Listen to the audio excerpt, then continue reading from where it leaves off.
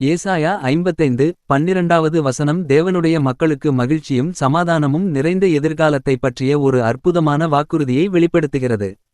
இந்த வசனத்தை அதன் சூழலுடன் புரிந்துகொள்ள ஏசாயா 55ஆம் அதிகாரத்தின் மையக் கருத்தை பார்க்க வேண்டும். இந்த அதிகாரம் தேவனுடைய இரக்கத்தையும் மனந்திரும்புதலையும் அவருடைய கிருபையால் வரும் மீட்பையும் வலியுறுத்துகிறது. குறிப்பாக இந்த வசனம் இஸ்ரவேலரின் பாபிலோனிய சிறையிருப்பிலிருந்து விடுதலையையும் ஆன்மீக மறுசீரமைப்பையும் சுட்டிக்காட்டுகிறது.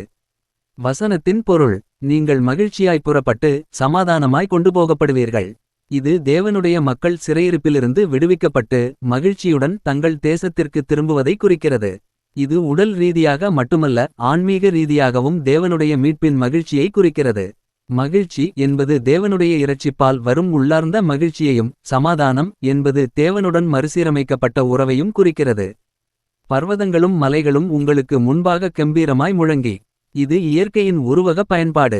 மலைகளும் பர்வதங்களும் மனிதர்களைப் போல மகிழ்ச்சியுடன் பாடுவது தேவனுடைய மீட்பின் மகத்துவத்தையும் அவருடைய மக்களின் விடுதலையில் பங்கு கொள்ளும் படைப்பின் மகிழ்ச்சியையும் குறிக்கிறது. இது உலகளாவிய மகிழ்ச்சியை வெளிப்படுத்துகிறது. வெளியின் மரங்களெல்லாம் கைகொட்டும். மரங்கள் கைகொட்டுவது என்பது மற்றொரு உருவகம். இது இயற்கையே தேவனுடைய செயல்களை புகழ்ந்து கொண்டாடுவதை குறிக்கிறது. இது தேவனுடைய மீட்பு மனிதர்களுக்கு மட்டுமல்ல, முழு படைப்பிற்கும் நன்மை பயக்கும் என்பதை காட்டுகிறது.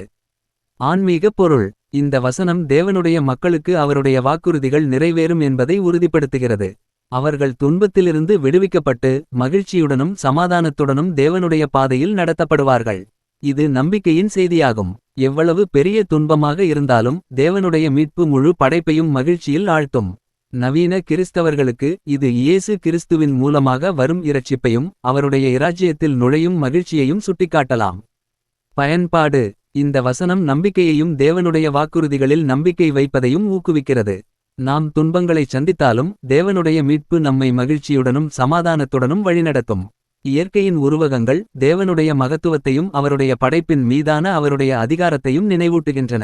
முடிவாக ஏசாயா 55:12 தேவனுடைய மீட்பின் மகிழ்ச்சியையும் அவருடைய வாக்குறுதிகளின் உறுதியையும் அவருடைய மக்களின் விடுதலையில் படைப்பு முழுவதும் பங்கு கொள்ளும் உலகளாவிய மகிழ்ச்சியையும் அழகாக வெளிப்படுத்துகிறது.